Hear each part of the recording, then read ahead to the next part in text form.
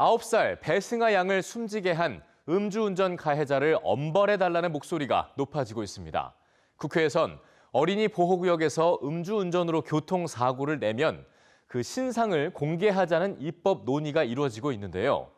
경각심을 줄 필요야 있겠습니다만 실제로 사고를 줄이는 효과는 얼마나 높을지 박광주 기자가 전문가들의 의견을 들어봤습니다.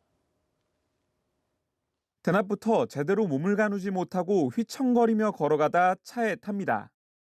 만취한 운전자가 끌던 차는 학교 인근 인도를 향해 돌진했고 초등학생 4명을 덮쳤습니다. 지난 8일 발생한 이 사고로 9살 초등학생 배승아 양이 숨지고 다른 3명이 다쳤습니다.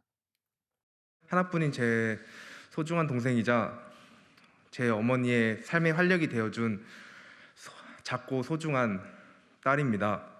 음주운전에 대한 피해가 계속 늘고 있는데도 이를 막을 법이 제대로 마련되어 있지 않습니다.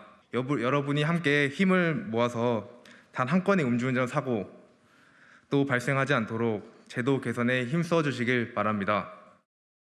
지난해 12월 강남 지역 어린이 보호구역에서 초등학생 이동원 군이 숨진 뒤 4개월 만에 또 어린이 보호구역에서 음주운전 사고가 발생한 겁니다.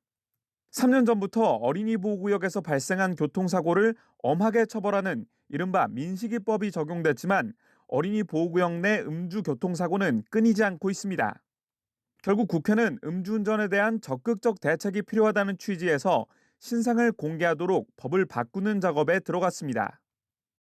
현행법에서 신상 공개는 살인, 성폭력 등 아주 강력 범죄에 대해서만 신상 공개 대상으로 되어 있고 음주치사 같은 경우는 신상 공개 대상에서 빠져 있습니다.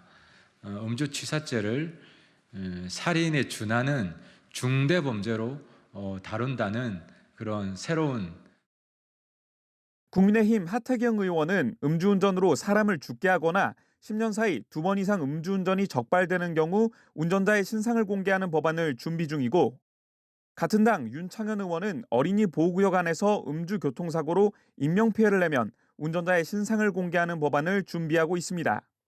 전문가들은 이런 법안이 음주운전의 심각성을 알리는 데 도움이 될 것이라면서도 실효성 문제를 지적합니다. 결국 어린이 보호구역의 안전을 강화하는 것이 중요한데 펜스와 같은 안전시설을 설치하지 않으면 불이익을 받도록 법과 제도의 개선이 시급하다는 겁니다. 안전시설물 설치 의무화하는 규정을 도로교통법에 두고 있습니다. 위반했을 때 어떤 제재 규정이 있느냐. 아직 그런 부분까지 마련돼 있지는 않거든요. 사고가 일어났을 때 관할 지방자치단체장 아니면 공무원을 형사처벌까지 하는 식으로. 실효성 있는 법과 제도적 후속 조치가 이뤄지지 않는다면 같은 사고는 또다시 일어날 수밖에 없다는 지적입니다. EBS 뉴스 박광주입니다.